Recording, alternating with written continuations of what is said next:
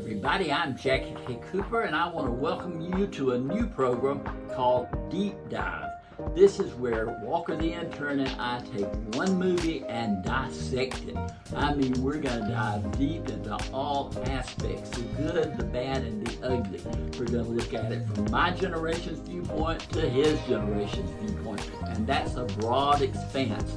Now, if you haven't seen the movie as we get into it, and you don't want to know how it ends or twists and turns, then you might want to turn off this right now and wait until you've seen the movie, because this is a huge spoiler alert.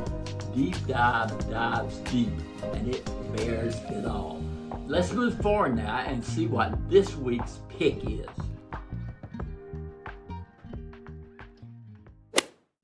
All right, Walker, we're going to talk about Final Destination Bloodlines. Yes, we are. And this was number 6 in the series. Yes. And you have seen... I've only seen the first one. Because I'd never seen any of them before I watched the first one. I have seen all 6. That's good. Completionist. Yeah. And to my memory, I enjoyed them all. But I think I enjoyed this one the most. A lot of people are saying that. I really do. I thought the others were good, but this one just kind of popped it up a level. Yeah. It was clever.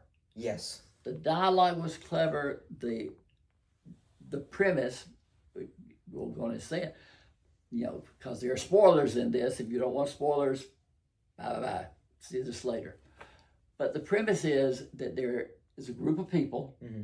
One time it was a group that were supposed to be on a plane. They crashed. And yeah, that's the one I watched. It was the plane. That was the first one. Yeah. And then different things where people evaded death. But a group of people are supposed to die, and due to a premonition or whatever, they are saved. But death will not be fooled. Nope. And so death comes after them. Each individually. But there is a what is it called? What do they call it in the movie? There's like a structure. A bloodline. No, there's a way of knowing who's gonna die next. Like death always has a plan. Of the pattern. It's like a pattern. Of the priority. Yeah, death's pattern. Like in the first movie, he was killing people based on who was going to die first in the explosion of the airplane. And so they could figure it out based on where everybody sat in the airplane. And in this one, it's based on when you were born. Because those people who were supposed to die in this incident and survived, then it goes after them and all of their ancestors. Because there were so many people that survived, and it's like the Seattle Needle. I don't know, but I would never go up to the top. Yeah, it did not look stable at all. Did it not? No. Mm-mm. I mean, and I've never been. I used to go. There was a restaurant in Atlanta that was like on the top of a hotel. And it rotated. Oof. Why would you want to rotate while eating? It was very slow. Okay. I wonder if it's still there. But it was a dinner theater. You would have your meal and then you would watch a play. But it was like that. It was on the top of the hotel, and it moved. But this thing didn't look stable to begin with. Mm-mm. And but it just kicks off so good. Yes, it does a great job at getting you into the vibe of the Final Destination universe. And like with me, it had been so long since the last one, I had a vague remembrance of what, but I was completely fooled by the premonition aspect of it. And the actors, who I never heard of, were good across the board. Yeah, they were all great. But what I liked about it is the way it would set up the way somebody was going to die. Yes, they were always tricking you into how it was going to happen. And it was always this hits against this, that hits this, that hits this. And sometimes they would show you one thing, and you'd think that'd be how that person dies, but it was completely irrelevant. Like, it was always tricking you which I thought was really I kept did you on your too. toes. It kept you off balance. And then Tony Todd is in the movie. Yeah. And Tony Todd was, from what I understand, was sick at the time that he played the role that he had played in all the film. And the movie is dedicated to his memory. Yeah. And you told me something before we started this, that in his scene, he is retiring from his job and going to spend the rest of his life doing whatever he wants to do or something. And you said that was completely improvised. Yeah. What was I learned was that the directors had asked him to like walk out of the scene, but as he was walking out, he could say whatever he wanted, like a little speech. And it was just a perfect And speech. he gave a perfect little speech about living life to the fullest. Yeah. Mm-hmm. And knowing that he had died since the movie was made gave it more gravitas. Yeah. And yeah, it's they set up all it's not a comedy, but it almost is a comedy. Yes, there are you're laughing definitely. You are definitely laughing. You are sometimes cheering for people who die. Because these people have these horrendous deaths, mm-hmm. and then they'll all be gathered for the funeral scene. Then they'll go back to the house, they'll discuss it. Then the next thing somebody else has died, then they've gathered back together, mm-hmm. Whatever. And then they have these little sidelines, just like asides that the characters say. One character finds out that his father's died, his biological father. Oh, yeah. And so he says, is that why he always wanted to play catch? Is that why he always, I remember that, yeah. I love that line. But it has those little sidelines, and then it comes down to there's this one guy named Bobby mm-hmm. that they think Bobby is next in line, and they're doing everything. And Bobby is just the perfect actor. I don't know who he was, but he's like just a puppy dog. Mm-hmm. Why would anybody want to hurt Bobby? And they're doing everything, but they go to so many places and get into so many situations that Bobby is not protected. Yeah, they try to flatline him because they learned that if you die and then are revived, you can cheat the system. So one guy did. JB, they said JB knows somebody who cheated death or whatever, and it was because his heart stopped, and then he came back. They and they said that counted as the death, so he was off the hook. Yeah, but they still tried to force him to flatline and then get revived, but he didn't want to do that because he was like, I don't want to die.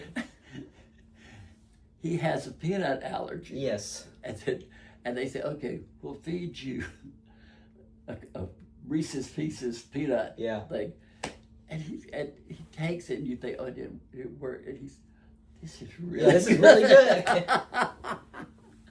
All those elements to me were just clever. Yeah. I really liked it. Yeah. I had a good time with it, and I hope there's another one. Oh, yeah, and it made some money this weekend. So. It did. Yeah. It jumped. I mean, word of mouth spread on this thing. Mm-hmm. Word of mouth is doing killer this year. Well, because nobody knows how to advertise anything. True. But they word of mouth, it's the same way with Sinners. I think Sinners, they thought it was going to be a good movie and et cetera, but word of mouth just took it up. Yeah, I mean, it had like the lowest percentage drop second weekend in 20, 30 years for a movie, original movie. Or I think actually just movie period. It had like a 6% drop, which the average is usually about 50. Usually does about half of the amount that it does the first week. But I think that was the case, is people went to see it, and then they went out and said, y'all got to see this movie. This thing is better than that. So this whole crowd who heard about it came rushing in the second week, and that's what the drop so high. Same with Minecraft. Not a good movie. Everybody agrees it's not a good movie, but it had a meme value, it had a trend value. People wanted to go see it to experience the same thing that everybody else had experienced.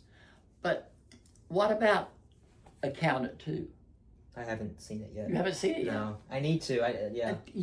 It was like that got a lot of advanced buzz. Yeah. This is Ben Affleck's best role since blah blah blah blah. John Bernthal, etc. And it just kind of opened. Yeah, a lot of people have said the thing about The Accountant is that the majority of people who've seen it, and it's like a very popular movie, but the majority of people who've seen it have only seen it on streaming. So I think they associate it more so as, I'm not going to the theater to see this one, I'll wait 6 months and watch it on streaming. 6 months? They come out a lot quicker than 6 months. But people will be like, I'll just wait. To me, that is one of the big mistakes they're making. Is you opening theaters and 2 weeks later, available on Paramount Plus. Yeah. That's People will wait 2 weeks. They don't want to wait 6 months. True. A24 does a good job at holding out that longevity. Well, I think it's smart. Yeah, I mean, I think The Brutalist just came out on HBO Max. And that movie came out 6 months ago at this point. So, I mean, if you didn't see it in the theater... Well, I guess you could... Have you seen it yet? The Brutalist? You saw it, yeah. Yeah, I saw them all. That's right, we talked about it. Yeah. No, I mean, not my favorite.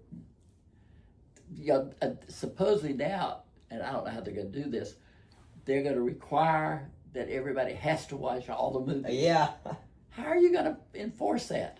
Well, there's like a portal that all Academy members get, and on that portal it'll be like all the movies that are required to watch. Okay. And you basically it'll be able to track which ones you've seen. That is a problem that let's go eat dinner. Yeah, that is a problem that they're come back. Yeah. Okay, what next? But then it's like, what are you even doing at that point? It's like you're wasting more time clicking a movie and then like waiting around. Like I just feel like majority of people will feel inclined to watch all the movies. I think. But we'll see. You think that more people my age out there in Hollywood are going to say, ooh, I've got to watch all these movies now. Nah. Let's go eat. Yeah, but it just seems like, what's the point? Like, you're an Oscar voter. I think these people understand that they should take a responsibility. Should take it responsibly. They should not feel that if I can't watch all these movies, then I shouldn't vote for best movie. I think more people will be on that viewpoint. You know, and we're getting off of our final destination here. But if a movie, Nora, got no Oscar boost at all that I can see. You're talking about like in the theater or just like when you look at the top 20 movies, right after the Oscars were announced, Nora was falling out of the top 20. That's because it didn't go to any theaters. Well, what's the point in winning the Oscar for best movie if you're not going to put it in theaters? Because it costs only $6 million. Like it's still an independent. Like it's a very independent movie. But usually there is a rush to see the movie that is the best picture of the year. I will say, I think paid video on demand, it went to streaming, but it didn't go to streaming. It went to, you had to like buy, if you spent $20 on like Apple TV or Amazon Prime, you could watch it at home. And I think that did killer. Really? I think that did a lot. And you have to understand, I mean, it made like $40 million worldwide. It only cost $6 million. So it technically had made in the theater like 5 times the amount it was supposed to. Plus however much it made on PVOD. I think it is a massive success in the eyes of Neon, the distributor. In the eyes of just independent filmmaking. Have you heard anything about Mickey Madison's next movie? Yes, she has one lined up. I don't know what it is. It's like it's another independent movie. Okay. I think she's definitely trying to take it slow. I don't think she wants to jump in straight into the superhero. She's got time. Yeah. There was a rumor that she was offered a role in the new Star Wars movie with Ryan Gosling, but she turned it down. Okay. I think she wants to be she wants to be an actress. I can pick what I want to do. Yeah, I think that's what she's But I going think, for. Getting back to the other, we can both say we recommend Final Destination. Yes, we do. I would recommend it. For whatever the generation gap is, we agree. Yes, we do. So, go out and see it. But this has been Jackie K. Cooper here with Walker the Intern.